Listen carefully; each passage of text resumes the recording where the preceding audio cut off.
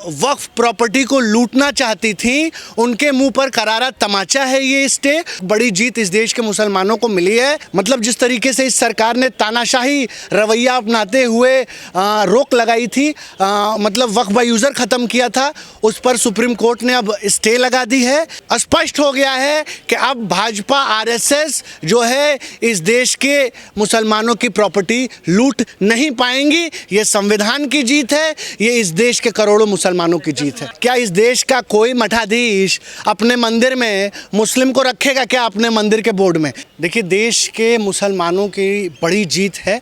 जिस तरीके से पूरा जो ये कानून लेकर के आया गया था, वक्फ संशोधन कानून, इसकी मंशा पे ही हमने पहले ही दिन ही प्रश्न उठाया था और आज माननीय सर्वोच्च न्यायालय ने उसी बात को दोहराया है।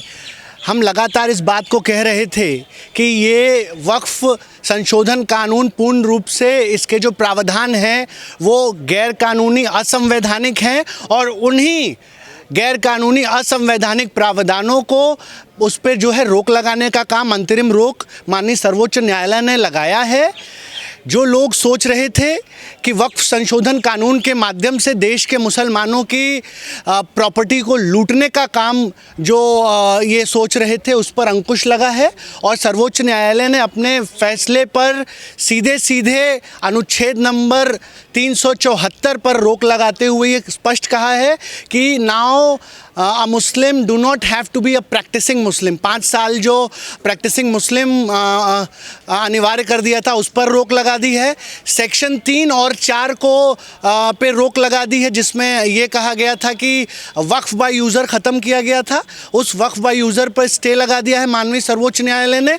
सबसे बड़ी राहत जो न्यायालय ने दिया है वो जो है वो कलेक्टर को, जो इन्होंने भगवान बना दिया था वक्फ संशोधन कानून पे कि अंतिम फैसला वक्फ प्रॉपर्टी का कलेक्टर के हाथ में दे दिया था, डीएम के हाथ में, उस पर माननीय सर्वोच्च न्यायालय ने अंकुश लगा दिया है। और जो और भी प्रावधान थे जिस पे बिल्कुल बहुत बड़ी जीत है और ये दिखाता है, ये जो कट्टरपंथी, चरमपंथी, अलगाववादी, सांप्रदायिक ताकतें जो वक्फ प्रॉपर्टी को लूटना चाहती थी उनके मुंह पर करारा तमाचा है ये स्टे। और ये अंतरिम स्टे है। सर्वोच्च न्यायालय ने अभी और भी जो इसके प्रावधान है उसके जुडिशियल रिव्यू के लिए अगली डेट दी है। कानून को नहीं, देखिए जब आज सुबह कोर्ट जब बैठी है तब जब इस पे सारे गवाही साहब ने इस बात को कहा कि हमने प्रत्येक प्रावधान पर जो है चर्चा किया, उस पे जो है देखा और देखने में ये समझ में आया कि कोई आधार नहीं है इसको पूर्ण रूप से खारिज करने का। और हम भी पूर्ण रूप से खारिज नहीं करना चाहते थे, क्योंकि देखिए मुस्लिम समाज में जो कुरीतियाँ हैं वो भी ख़त्म होनी चाहिए और जो सालों से जो भ्रष्टाचार वक्फ प्रॉपर्टीज़ में है, ये तो मानने वाली बात है, उसको बिल्कुल भ्रष्टाचार है। लेकिन जिस तरीके से उस भ्रष्टाचार के आड़ में सरकार पूरे वक्फ कानून को ही जो है अमेंड करके और उसको एक जो है नागपुर के हिसाब से लिखना चाह रही थी, उस पर जो है एक बड़ी जीत इस देश के मुसलमानों को मिली है। आप देखेंगे आने वाले समय में, और ये कोई अंतिम नहीं है। हम आपसे ये वायदा करते हैं, पूरे मुस्लिम समाज से ये वायदा करते हैं कि जिस दिन हमारी हुकूमत आएगी, जिस दिन हमारी सरकार आएगी, इस वक्फ कानून को अध्यादेश ला करके, ऑर्डिनेंस ला करके हम ख़त्म करने का काम करेंगे और देश के प्रत्येक मुसलमान से पूछ करके, सलाह मशवरा करके एक नया मसौदा तैयार करेंगे, जिससे कि इस देश की जो वक्फ प्रॉपर्टीज़ है वो मुसलमानों के उत्थान के लिए जो है उसका काम किया जा सके। यही चाहती थी कि जो वक्फ संपत्ति में जो भ्रष्टाचार है, उस भ्रष्टाचार को खत्म किया जाए, उसके लिए तमाम नहीं, आप गोदी मीडिया की भाषा मत बोलिए। सरकार ये चाहती थी कि वक्फ कानून के माध्यम से देश के मुसलमानों की ईदगाह मस्जिदें लूट ली जाएं और चंद मित्रों के नाम कर दी जाए। ये मंशा थी पूरे देश में। जिस तरीके से ये तथाकथित सांप्रदायिक पार्टी के लोगों ने हर जो है वक्फ पे इन्होंने पीआईएल दायर किया था और उसको जो है ये असंवैधानिक घोषित कराना चाहते थे, उसमें जो है सुप्रीम कोर्ट ने रोक लगाया है और कलेक्टर को जिस तरीके से कलेक्टर को बाहर कर दिया है सुप्रीम कोर्ट ने, ये एक बड़ी जीत है। क्योंकि सरकार चाह रही थी कि डीएम के माध्यम से देश में जो है वो लूट मचाई जाए। और क्योंकि देखिए डीएम किसका होता है, डीएम तो सरकार द्वारा आता है चुन करके, क्योंकि सरकार ही उसकी पोस्टिंग और ट्रांसफ़र करती है। तो इसलिए अब कलेक्टर को हटा दिया गया है इस प्रावधान में से।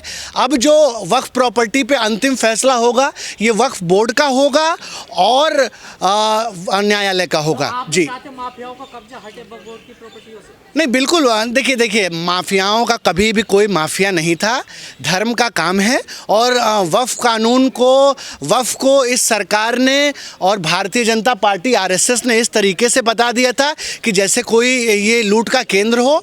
मैं इस देश की जनता से कहना चाहता हूँ कि वक्फ जो है वो जैसे हिंदू धर्म में दान होता है, उसी तरीके से मुस्लिम धर्म में मुस्लिम लोग जो मुस्लिम धर्म का उत्थान चाहते हैं, उसका विकास चाहते हैं, उसके लिए अपनी ज़मीनें दान करते हैं। उस पर जिस तरीके से वक्फ बाय यूज़र पे, मतलब जिस तरीके से इस सरकार ने तानाशाही रवैया अपनाते हुए रोक लगाई थी, मतलब वक्फ बाय यूज़र ख़त्म किया था, उस पर सुप्रीम कोर्ट ने अब स्टे लगा दी है। आप लोग चाहते थे कि इसमें गैर मुस्लिम ना रहे, वो तो देखिए नहीं, क्या तो चाहते थे एक गैर मुस्लिम भी उसमें कमेटी में हो? नहीं, आप समझिए, कोर्ट ने अपने निर्णय में स्पष्ट तौर पे कहा है कि जो सीईओ है, प्रयास यही किया जाए कि सीईओ जो है वो मुस्लिम हो और 3 से ज़्यादा नॉन जो है मुस्लिम नहीं होंगे, 3 से ज़्यादा।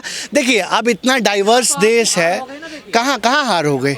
कहीं कोई हार नहीं है। हम बार बार आपसे कह रहे हैं कि ये अंतिम फैसला नहीं है, ये अभी अंतरिम रोक लगी है। अभी और जो प्रावधान है उस पर all India Muslim personal law board की मीटिंग होगी। तमाम अभी और भी जो मुस्लिम संगठन हैं, अभी वो निर्णय आने दीजिए, पूरा निर्णय, अभी पूरा निर्णय ट्रांसलेट होगा। जब वो पूरा उसका प्रारूप आएगा तो फिर हम फिर से आपको बताएंगे। लेकिन फ़िलहाल जो 3 प्रावधान जो असंवैधानिक, गैर कानूनी थे, जिन पर हम लगातार आवाज़ उठा रहे थे कि ये जो है देश के संविधान के खिलाफ है, उस पर जो है बड़ी राहत देते हुए सुप्रीम कोर्ट ने उस पर जो है रोक लगा दी है। और अब ये स्पष्ट हो गया है कि अब भाजपा आरएसएस जो है इस देश के मुसलमानों की प्रॉपर्टी लूट नहीं पाएंगी। ये संविधान की जीत है, ये इस देश के करोड़ों मुसलमानों की जीत है। मनाने का मौका मिल गया विपक्ष को? जी बिल्कुल नहीं, अभी जश्न नहीं मनाना है। अभी हम इसको और वो पढ़ रहे हैं और हम तो कह रहे हैं कि आने वाला समय जो है वो आशा से भरा हुआ समय है।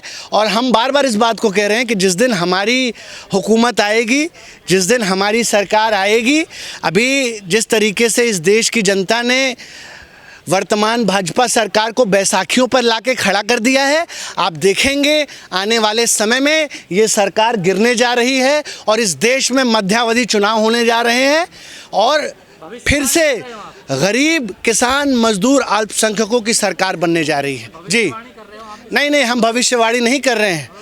हम आपको बता रहे हैं, चेता रहे हैं, दिखा रहे हैं कि पहले सरकारें श्रीलंका में बदली गई, फिर बांग्लादेश में बदली गई, उसके बाद नेपाल में बदली गई और अब आने वाले समय में हिंदुस्तान में भी सरकारें बदलने जा रही हैं, तख्ता पलट होने जा रहा है। नहीं चाहते जो गरीब मुसलमान पासबान उनका भला हो वक्फ बोर्ड की जो प्रॉपर्टी से? किसका? जो गरीब मुसलमान है। नहीं, देखिए हिस्सेदारी नहीं, हिस्सेदारी हमेशा से मुसलमानों की थी वक्फ कानून में और वक्फ बोर्ड में। और ये भाजपा द्वारा एक प्रोपेगेंडा किया गया था कि वक्फ की संपत्तियां अवैध हैं और हर जगह जो है वक्फ के नाम पर कब्जा किया गया है। ये बिल्कुल सत्य नहीं है। वक्फ जो है वो तमाम इस देश के जो संविधान में भरोसा करने वाले बड़े बड़े मुस्लिम धर्मगुरु थे, जो अरबपति थे, उन्होंने मुस्लिम धर्म को आगे बढ़ाने के लिए, इस धर्म का जो है उत्थान करने के लिए, विकास करने के लिए, और ये सबका अधिकार है। देखिए भारत जो है वो धर्मनिरपेक्ष देश है और भारत का संविधान ये कहता है कि सभी धर्म अपने विकास और उत्थान के लिए अपना काम कर सकते हैं। तो नहीं, देखिए आज अभी जब मैं आपसे कहूँगा कि क्या मंदिरों में नॉन मुस्लिम जाते हैं क्या? यहाँ तो आपने सुप्रीम कोर्ट के माध्यम से प्रावधान दे दिया कि 3 मुस्लिम से ज़्यादा। क्या इस देश का कोई मठाधीश अपने मंदिर में मुस्लिम को रखेगा क्या? अपने मंदिर के बोर्ड में क्या कोई प्रबंधन कमेटी में मुस्लिम को रखेगा क्या? अपने रिलीजियस प्रबंधन कमेटी में? तो देखिए, मुसलमान, इस देश के मुसलमानों का दिल बड़ा है और लगातार इस देश का मुसलमान तमाम उसके ऊपर देशद्रोही, आतंकवादी, पाकिस्तानी होने का आरोप लगा, फिर भी इस देश का मुसलमान जो है वो चट्टान की तरह से खड़ा है इस देश के साथ। और ये तो चाहते थे कि वक्फ अमेंडमेंट बिल आए और पूरे देश में जो है दंगा भड़क जाए। इनकी तो मंशा ही थी कि वक्फ अमेंडमेंट कानून आए और पूरे देश में आंदोलन हो और उन आंदोलन के माध्यम से सांप्रदायिक जनता पार्टी पूरे देश में जो है पोलराइजेशन करे, दंगे कराए हिंदू मुस्लिम। लेकिन इस देश के मुसलमानों ने जो है भाईचारा, एकता और शांति का जो है परिचय देते हुए, कानून में भरोसा जताते हुए, सुप्रीम कोर्ट में भरोसा जताते हुए शांतिपूर्ण तरीका अख्तियार किया। और उसी को देखते हुए आज सुप्रीम कोर्ट ने इस देश के करोड़ों मुसलमानों के पक्ष में निर्णय सुनाया है। ये जो तीनों प्रावधानों पर जो अंतरिम रोक लगी है, ये इस देश के संविधान की जीत है। इस देश का मुसलमान अब खड़ा होगा और एक होगा। और मैं समझता हूँ कि अब इस सरकार को, हमारा जो मेन मकसद है वो सांप्रदायिक लोगों को सत्ता से हटाने का है। आप देखेंगे पूरे देश में जो है अब जनता लामबंद हो रही है और बिहार से इसका आगाज़ होने जा रहा है। जिस तरीके से एसआईआर के माध्यम से चुनाव आयोग के माध्यम से अब एक ये नई साजिश रचना चाह रहे हैं कि देश के अल्पसंख्यकों, गरीबों, दलितों का वोट का अधिकार छीनना चाह रहे हैं। तो हमारे पास एक नई लड़ाई जो है वो इस देश के इलेक्शन कमीशन के खिलाफ है, जो इस देश के अल्पसंख्यकों का वोट का अधिकार ख़त्म करना चाह रही है। आपने देखा किस तरीके से एसआईआर के माध्यम से अब पूरे देश में जो है एसआईआर कराई जाएगी और लाखों दलित, गरीब, अल्पसंख्यक, दबे कुचले मुस्लिम वोटों का जो है वो ख़त्म करने का एक साजिश रचा जा रहा है। इसके ऊपर एक बड़े आंदोलन की ज़रूरत है। पूरा देश जो है वो अब लामबंद हो रहा है और आप देखेंगे आने वाले समय में इस देश में क्रांति होने जा रही है। देश क्रांति के मुहाने पर खड़ा है। मैं कहना चाहूँगा कि लूट रही हैं आदमी की रोटियां, किंतु अडानी भर रहा है कोठियां। लूट का ये राज हो ख़त्म, क्रांति के लिए जले मशाल, क्रांति के लिए उठे कदम। धन्यवाद। जय हिंद, जय भारत।